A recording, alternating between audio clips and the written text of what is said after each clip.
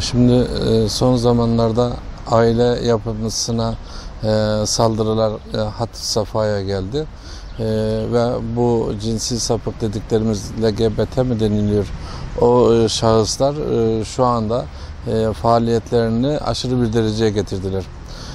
Dün Sayın Erbaş'ı mahkemeye vererek gösterdiler.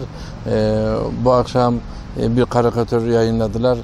Kainatın efendisine dil uzattılar ve bu hadde ulaştılar. Bu cesareti nereden alıyorlar?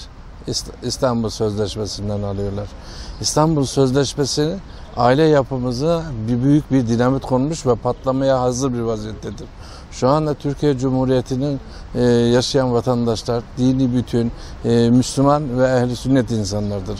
Bunu parçalamak nasıl olabilir? Topla tüfekle olmadı. 15 Temmuz'u kutlayacağız bugün. Tanklarla olmadı, uçaklarla olmadı, bombalarla olmadı. Nasıl olacağız? Ailesiyle parçalama olacak. Aile içerisine giriliyor. Tarihi beni yanıltmıyorsa Eylül ayının 2019'unda İçişleri Bakanı'na söylediği bir konuşma vardı. Amerika Birleşik Devletleri sadece terör örgütü, silahlı terör örgütlerine değil, bu LGBT derneklerine, kuruluşlarına 22 milyar dolar aktarıldığını, yaptığını biliyorlar. O zaman Soylu'ya burada seslenmek gerekir. Ey Soylu, madem bu şekilde bunları biliyorsun, dış mihraklara çalışıyor. Bu dış mihraklara çalışan bu dernekleri, bu örgütleri, bu şahısları, sen İçişleri Bakanısın, bunların faaliyetine niye son vermiyorsun? Sen bu milletin aile yapısını korumakta sorumlu değil misin? Bunların Amerika Birleşik Devletleri'nden 22 milyar dolar bağış aldığını, yardım aldığını söylüyorsun ve bundan bilgin var, haberdar varsın. Bunların faaliyetlerine neden son verilmiyor?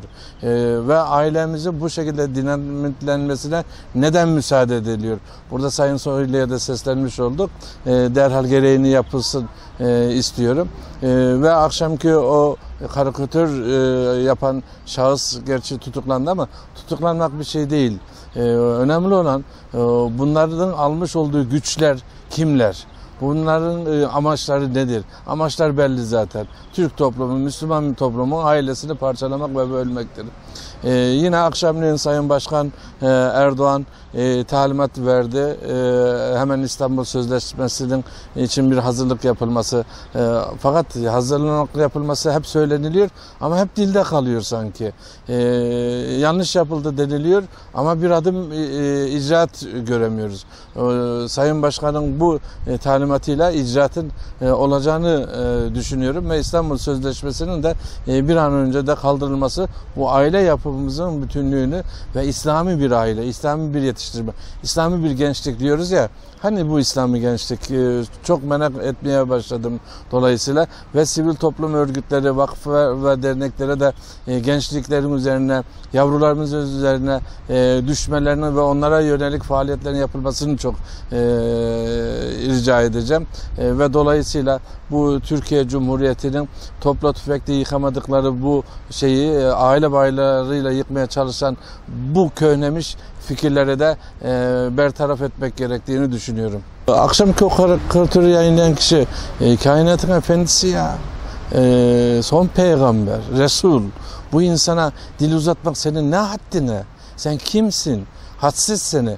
Bunu nasıl böyle bir şekilde dil uzatma cüretini gösterebiliyorsun?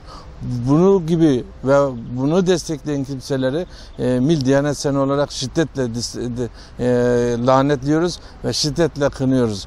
Bunların da gerekli bir kanuni işlem yapılmasını yetkililerden de rica ediyoruz. Bu cesareti İstanbul Sözleşmesi'nden alıyorlar. Yani söyledikleri şekilde İstanbul Sözleşmesi'nden alarak bu gibi sadece Dün Erbaş'ta, bugün Peygamber Efendimiz'e saldırı, yarın belki daha farklı bir şeyler olacaktır.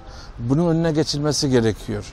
Derhal, özellikle bu Resulullah Efendimiz'e dil uzatanın ve buna cesaret verenlerin derhal gerekli işlemlerin yapılması ve gerekli hadlerinin bildirilmesi gerekiyor. Yoksa bunun önünü alamayız.